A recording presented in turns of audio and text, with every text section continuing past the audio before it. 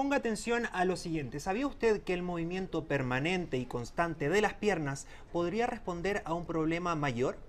Queremos ahondar en este tema y conocer más detalles de este síndrome denominado síndrome de las piernas inquietas con el doctor Diego García Borreguero. Él es médico neurólogo, psiquiatra y director del Instituto Europeo del Sueño. Doctor García Borreguero, gracias por acompañarnos en EMOL TV. Y estoy encantado de estar aquí.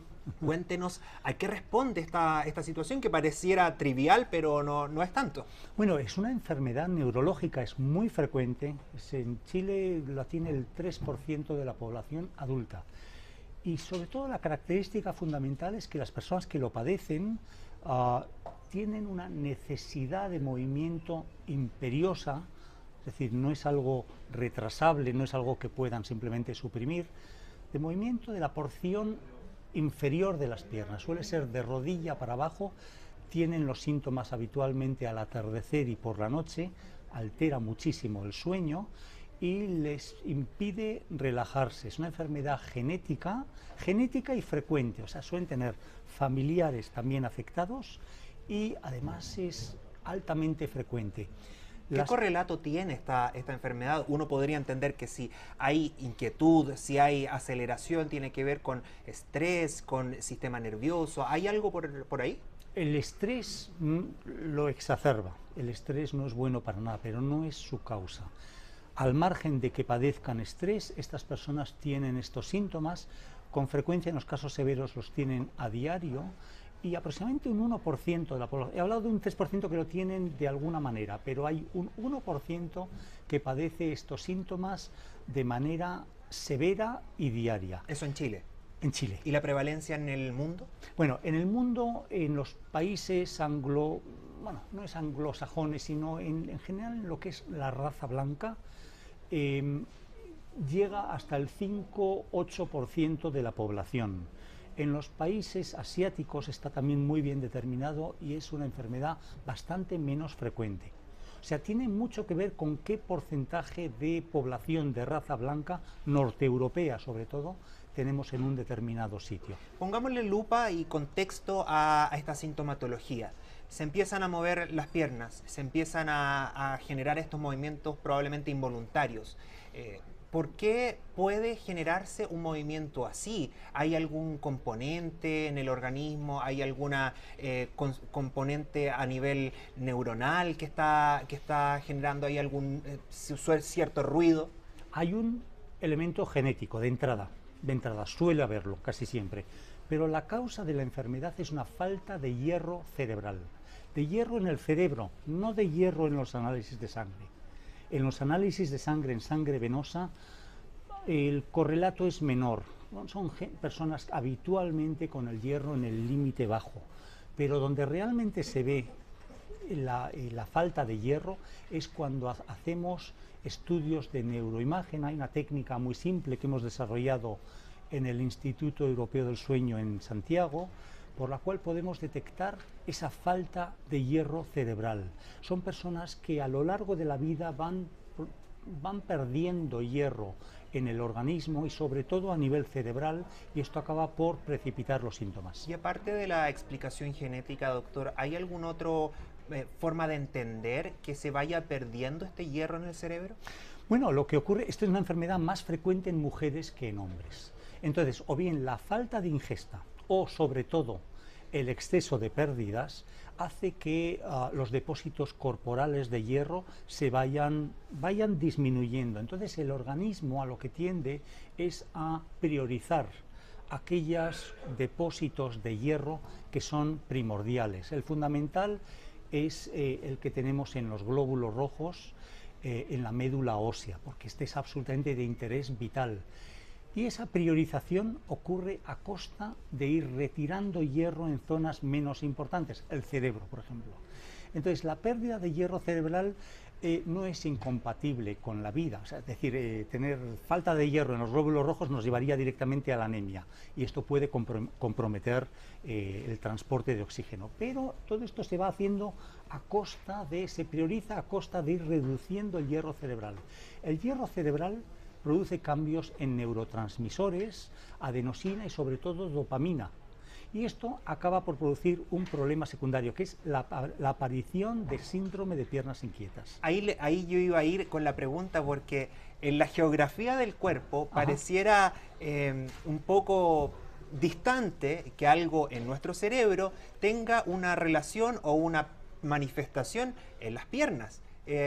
Puede finalmente verse como algo lejano, pero también, me imagino, tiene una interpretación de lo inteligente que es nuestro cerebro para manejar distintas partes de nuestro cuerpo. El sistema nervioso es uno. Ahí le contradigo, el sistema nervioso es uno. Y la sensibilidad que recogemos en las piernas, al final es procesado en el diencéfalo. En el diencéfalo y luego ya en la corteza cerebral. El sistema nervioso es uno, tiene varios componentes, pero lo que ocurre de manera central puede manifestarse en los nervios periféricos. No es el único caso. No es el único caso. Se producen cambios en los neurotransmisores que hacen que esta enfermedad sea una auténtica tortura para las personas que lo padecen de noche. La primera consecuencia de tener esta enfermedad es que los pacientes no pueden relajarse y sobre todo no pueden dormir. La falta de sueño produce otra cascada de síntomas, porque son pacientes que por término medio duermen menos de 5 horas todas las noches. Intente hacerlo usted una noche, verá al día siguiente las consecuencias, pero imagínese hacerlo todas las noches, a lo largo de décadas. Esto es una enfermedad crónica habitualmente. Me imagino el agotamiento de base ya es complejo, pero aparte del agotamiento y de la falta de sueño, ¿qué otras consecuencias puede traer el movimiento constante de piernas? Bueno, fragmenta el sueño, pero a largo plazo lo que ocurre es que con esta enfermedad no permite a una parte del sistema nervioso, a una parte de la actividad del sistema nervioso, no le permite relajarse. Estamos hablando del sistema nervioso autónomo.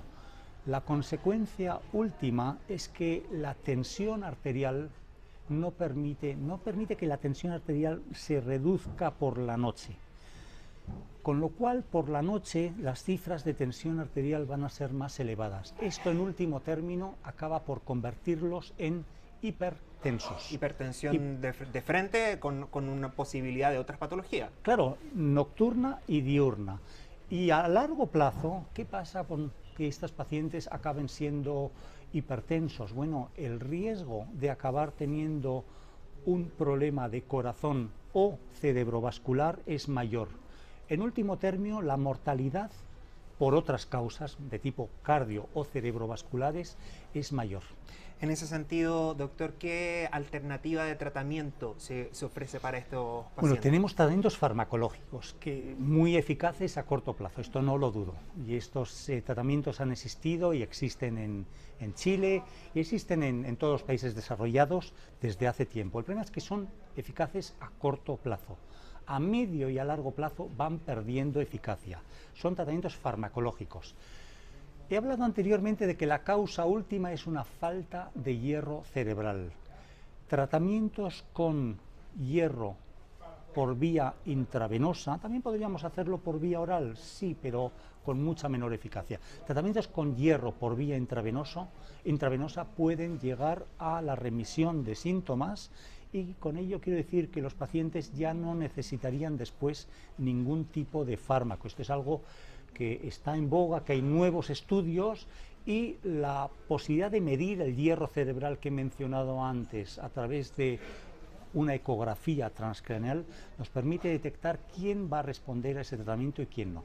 Pareciera algo trivial el movimiento constante de las piernas, pero como usted dice, ya con el tiempo y las complicaciones severas cuando se trata del sueño y del acto de descansar, lo transforman en un gran problema. ¿Qué recomendaciones usted podría realizarle a aquellos pacientes que a lo mejor a través de esta entrevista se están dando cuenta que pueden gatillar en un problema mayor? Bueno, lo que tienen es una enfermedad. La causa de su insomnio es una causa neurológica y esa causa neurológica tiene tratamiento.